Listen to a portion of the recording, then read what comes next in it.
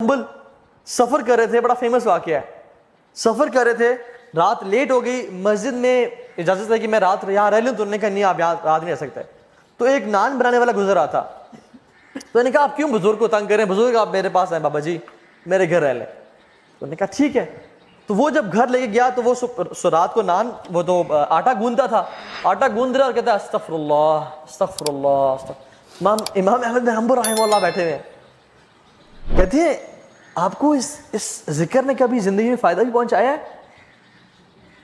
تو انہوں نے کہا آپ کو میں کیا بتاؤں. تو وہ اپنے پوچھ لیا ہے, پہلے میں غریب تھا, فقیر تھا, جب سے میں ذکر یہ کرنا شروع ہوا ہوں مال اتنا ہے کہ سنبھالا نہیں جاتا مجھ سے, اور ہر دعا میری اللہ رب العالمین نے قبول کی ہے, بس ایک دعا جو رہ گئی ہے. کہتے ہیں وہ کیا؟ کہتے ہیں سنا ہے کہ امام احمد بن حنبل بڑے امام ہیں, ان سے ملاقات کا شوق ہے, وہ آج تک قبول نہیں ہوئی. امام احمد بن حنبل کہتے ہیں کہ وقد جریرت الیک جرا, ایسے لگتا ہے کہ مجھے آپ کے پاس گھسیٹ کے لایا گیا ہے آپ سے ملاقات کروانے کے لیے. میں ہوں امام احمد بن حنبل. یہ ہے توبہ استغفار کے فائدے, یہ ہے توبہ استغفار. کثرت سے استغفار پڑھا کریں زندگی میں. اللہ کے نبی اپنی ایک محفل میں, ایک سیٹنگ میں 70 سے 100 مرتبہ استغفار پڑھا کرتے تھے, ایک سیٹنگ میں. اور کثرت سے درود پڑھیں, صرف درود پڑھا کریں. ایک صحابی ہاتھ اٹھائے اور دعا مانگنے شروع ہو گئے. تو اللہ کی نے کہا کہ تم نے بہت جلدی کی ہے, پہلے اللہ کی حمد بیان کرو, پھر مجھ پہ درود پڑھو, پھر دعا مانگو. تو انہوں نے کہا کہ ٹھیک ہے رسول اللہ, میں آئندہ اللہ کی حمد بیان کروں گا, آپ پہ درود پڑھوں گا اور پھر دعا مانگوں گا. تو انہوں نے کہا فَإِن زِدْتَ فَهُوَ خَيْرٌ لَكَ, اگر مجھ پہ درود زیادہ پڑھو گے تو تمہارے لیے مزید بہتر ہے, میرے لیے نہیں تمہارے لیے بہتر ہے. تو انہوں نے کہا ٹھیک ہے رسول اللہ کہ I'll recite 1/3 درود اینڈ 2/3 دعاز. انہوں نے کہا فَإِن زِدْتَ فَهُوَ خَيْرٌ لَكَ, اگر تم درود اور زیادہ کر لو گے تمہارے لیے بہتری ہے. تو انہوں نے کہا ٹھیک ہے رسول اللہ میں 2/3 درود پڑھا کروں گا آپ پہ اور اس کا 1/3 دعا کیا کروں گا.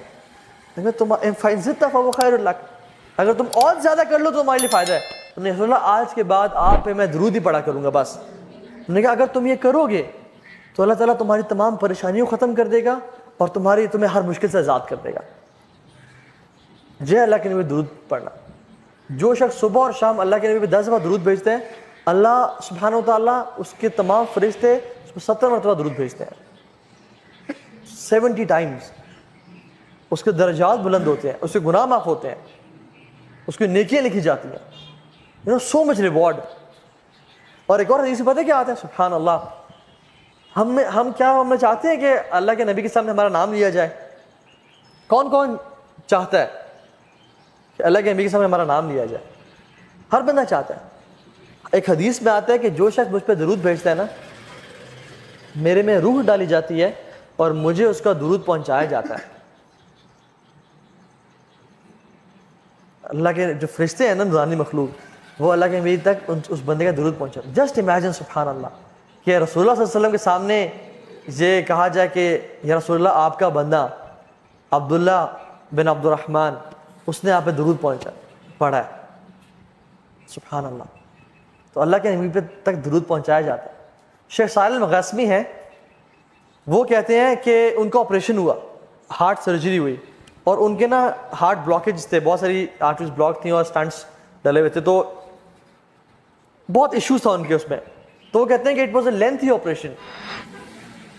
کہتے ہیں کہ میں بڑا پریشان تھا, ڈاکٹرز نے میرا آپریشن کیا, سکسیزفل ہو گیا الحمدللہ, ٹانگیں لگا دیے, میں اٹھا تو آئی واز ریلیکسڈ. لیکن کچھ دیر بعد ڈاکٹرز دوبارہ آنے شروع ہو گئے, اور جو ساتھ مشینز تھیں ان میں نا پی پی پی کچھ ہونے شروع ہو گیا, اور ایک ڈاکٹر آ رہا, دوسرا, تیسرا, چوتھا. یہ عرب کے بہت بڑے داعی ہیں, شیخ صالح المغاسمی, ابھی بھی زندہ ہیں رحمہ اللہ. تو ڈاکٹرز آئے اور وہ کہتے ہیں میں اب تو بہت پریشان ہو گیا کہ اب کیا ہو رہا ہے. تو انہوں نے ان کی شکل پہ نا پریشانی دیکھی, میں مزید پریشان ہو گیا. تو انہوں نے کہا کہ آپ کے جو بلاکیج تھے نا, وہ سم تھنگ ہیپن کہ بہت زیادہ نا بلاک ہو گیا, and we have to reoperate you again, تو ہمیں دوبارہ کھول کے سرجری کرنی پڑے گی. کہتے ہیں کہ پہلی سرجری میں تو I was a but relax, لیکن اس دفعہ میں بہت پریشان ہو گیا. تو وہ لوگ جب گئے اپنے اکوپمنٹس لینے کے لیے اور اپنے چیزیں لینے کے لیے, تو کہتے ہیں آئی واز ریئلی ورڈ. کہتے ہیں کہ میرے ساتھ ایک نا آئی تھنک لیبنانی نرس کھڑی ہوئی تھی, وہ مجھے کہتی ہے کہ یا صالح صلی علی محمد، اے صالح اللہ کے نبی پہ درود پڑھو.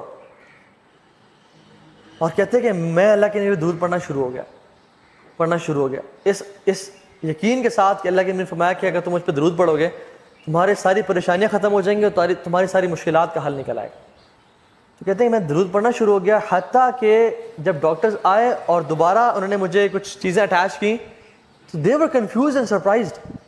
اور جب میں نے پوچھا کہ یہ کیا ہوا ہے، کہتے ہیں کہ جو رپورٹس ابھی آ رہی تھی کہ بلڈ دوبارہ جو ہے نا بلاکیجز آ گئی ہیں، they are all removed, they are all gone. اور کہتے ہیں کہ مجھے اس دن اللہ کے نبی پہ درود پڑھنے کی فضیلت سمجھ میں آئی کہ کتنا افضل ہے یہ ذکر اللہ کے نبی پہ درود پڑھنا. سبحان اللہ.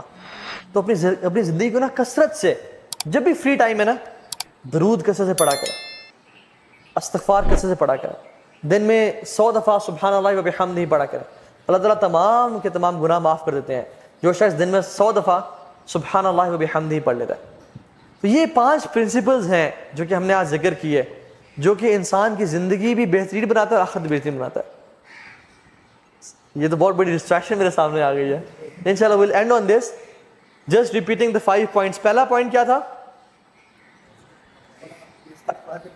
المداومۃ علی الفرائض، فرائض پہ مداومت، کنسسٹنسی.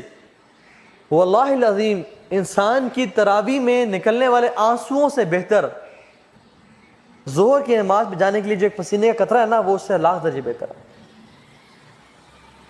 ایک انسان تہجد میں رو رہا ہے اور آنسو پہ آنسو بہاتا ہے، اور ایک انسان ظہر کی نماز پہ جاتا ہے اور اس کی جو ماتھے پسینہ آتا ہے نا، وہ اس سے لاکھ درجے بہتر ہے، کیونکہ فرائض اللہ تعالیٰ کے ہاں بہت محبوب ہے. تو المداومۃ علی الفرائض. دوسری چیز تلاوت قرآن، المداومۃ علی تلاوت القرآن. تیسری چیز اپنے دل کو صاف کر لینا. چوتھی چیز نہیں، یہ تو 5ویں تھا ذکر. چوتھی یہ تو تیسری تھی، نرمی. ٹھیک ہے، اپنے دل کو اپنے مزاج کو نرم بنا لیں انشاءاللہ. اور 5ویں چیز اللہ تعالیٰ کا ذکر. یقین جانے جو شخص ان پہ نا عمل کرنا شروع کر دے گا نا، وہ اپنی زندگی میں بہت بڑی بڑی چینجز دیکھے گا. اس سے کام آسان ہوتے جائیں گے اور اس کے لیے رزق آ جائے گا اس کے سامنے. اللہ تعالیٰ آپ سب کا آنا قبول فرمائے.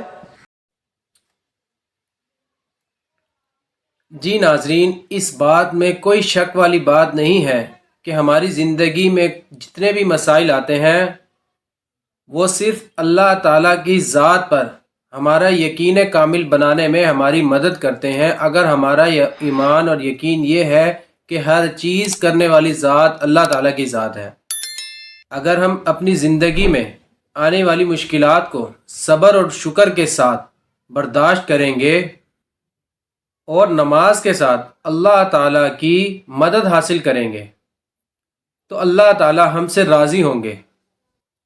اور ہماری مشکلات کو اصل چیز ہے موت، اور جو اس دنیا میں رہ کر مشکلات کو برداشت کرتا ہے اور اللہ رب العزت کی ذات سے ہر وقت توبہ استغفار کرتا رہتا ہے تو اللہ تعالیٰ اس کو اس دنیا اور آخرت میں کامیاب کریں گے. ہم لوگوں کو اس دنیا اور آخرت میں کامیاب ہونے کے لیے اللہ تعالیٰ کے احکامات کو نبی کریم صلی اللہ علیہ وسلم کے طریقوں پر پورا کرنا ہوگا. 5 وقت کی نماز کا اہتمام اور دین کے باقی تمام اعمال کو اپنی زندگی میں لانا ہوگا. امید کرتا ہوں آپ کو آج کی یہ ویڈیو ضرور پسند آئی ہوگی. ملتے ہیں اگلی ویڈیو میں، جب تک اپنا خیال رکھیے گا. اللہ حافظ.